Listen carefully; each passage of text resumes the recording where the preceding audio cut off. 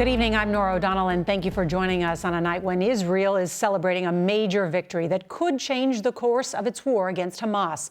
The terror group's leader, Yahya Sinwar, is dead, killed by Israeli forces in southern Gaza. The IDF says this video shows a wounded Sinwar throwing a stick at a drone just moments before he was taken out. He was alone on the second floor of a building. Israel had been tracking Hamas leadership, but the soldiers who found Sinwar were unaware that they had killed the man at the top of Israel's most wanted list. He was the mastermind of the October 7th Hamas attack that left more than 1,200 people dead and sexually brutalized many Israelis. More than 250 people were taken hostage, and the attack prompted a devastating Israeli war in Gaza that killed tens of thousands of Palestinians. Tonight, there is new hope for a deal to free the surviving hostages, which includes 4 Americans. President Biden spoke just a short time ago from Germany. It's time for this war to end and bring these hostages home. But Israeli Prime Minister Benjamin Netanyahu says the war is not over. We have reports and analysis from Israel to here in Washington to the campaign trail. And let's begin with CBS's Ramy Inocencio in Tel Aviv. Good evening, Ramy. Norah, good evening. The killing of Yahya Sinwar was one of Israel's ultimate goals in its war to destroy Hamas. Israel's military says he was found surprisingly above ground with about $10,000 worth of cash and believes he may have been trying to flee to the north. A warning, the images you are about to see are graphic.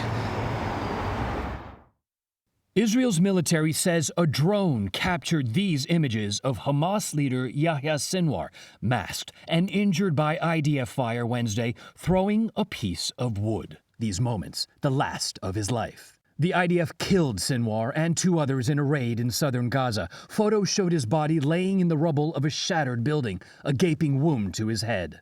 Sinwar's body was then taken to Israel. Israeli officials say dental records, fingerprints, and a DNA check confirmed it was him. Today, evil has suffered a heavy blow, said Israeli Prime Minister Benjamin Netanyahu, but our mission is not complete. In 2011, it was Netanyahu who released Sinwar from prison, and his power grew. To be the alleged mastermind of the October 7th attacks that left more than 1,200 people dead.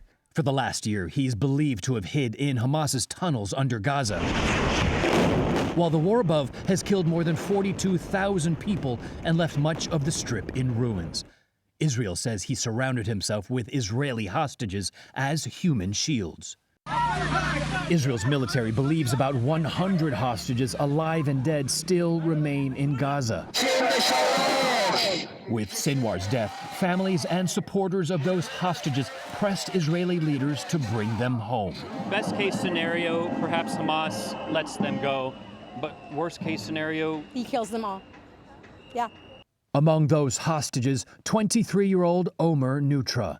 His parents, Orna and Ronan, just marked their son's birthday without him again. For us, this has been a prolonged terrorist attack. For 377 days, we are still stuck on October 7th. One long, nightmarish day. For now, it's unclear exactly what Sinwar's death means for the future of Hamas, the war in Gaza, and all the Israeli hostages still there, but many hope it could lead to the restart of ceasefire negotiations and an end, finally, to the fighting. Norah. No doubt. Ramy Inocencio, thank you very much.